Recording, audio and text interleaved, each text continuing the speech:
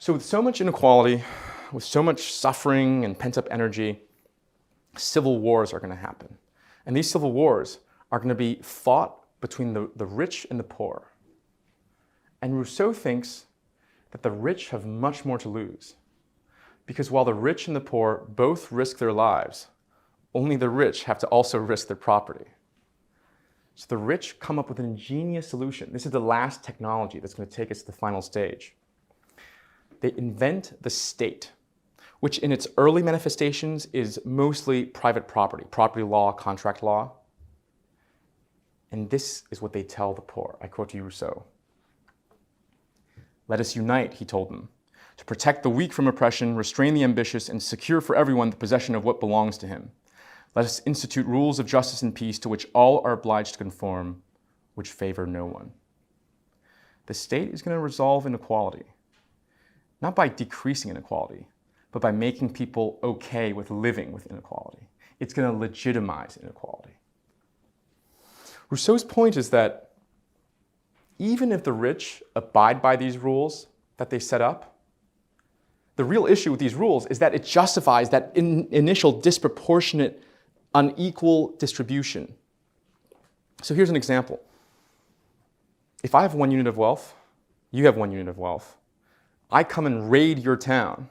I have 2 units of wealth, you have 0 units of wealth. And now I say, all right, private property time.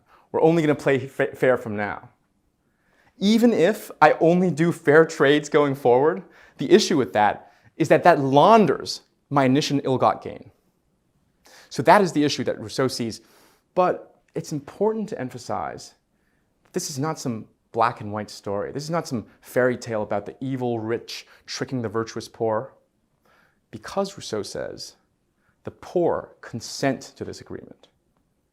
And Rousseau thinks that the poor have to consent to this agreement because if you just have military occupation, if you just have the right, the strong over the weak, if that's all that's holding your society together, you don't have a society. You have a permanent internment camp.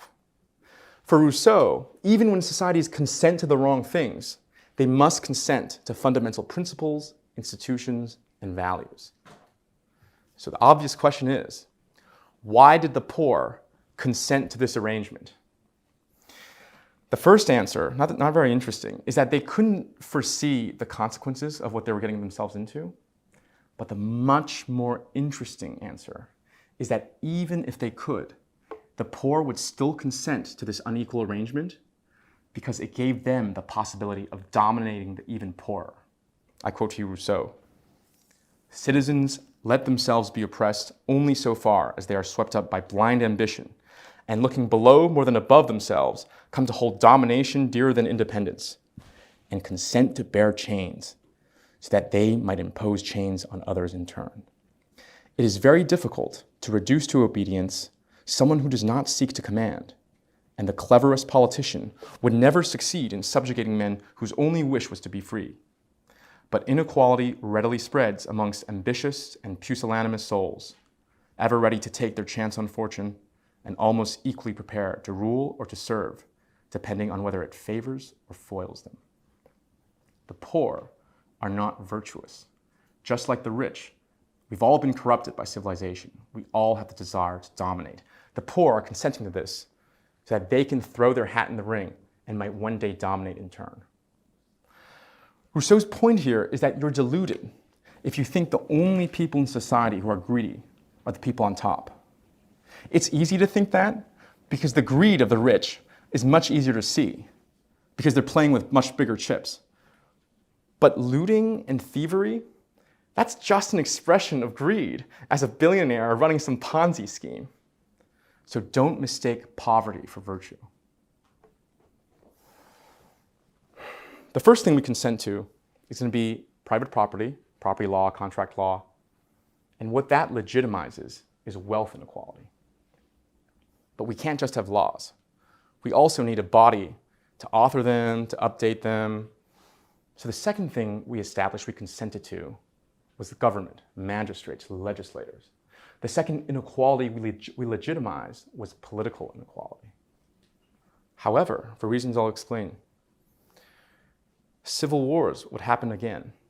And they would get so bad that eventually people are going to consent away the last thing in their possession, which is their very freedom. I mean, maybe think to Napoleon here. They're going to say to a strong man, if you can guarantee my life, I'm willing to be a slave.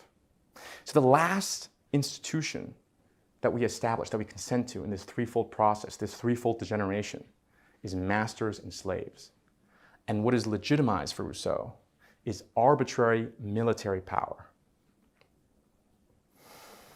So with the establishment of master and slave, Rousseau's hypothetical history comes to an end. And he paints a terrifying picture of what a state is going to look like. Oppression is everywhere. The very last embers of freedom have died out. People enter into war and are asked to even kill their own family. And God forbid, Rousseau warns us, in this most unjust of states, taxes become necessary. That's supposed to be funny, that he considered that in the same category as the other things. Consider me a Rousseauian.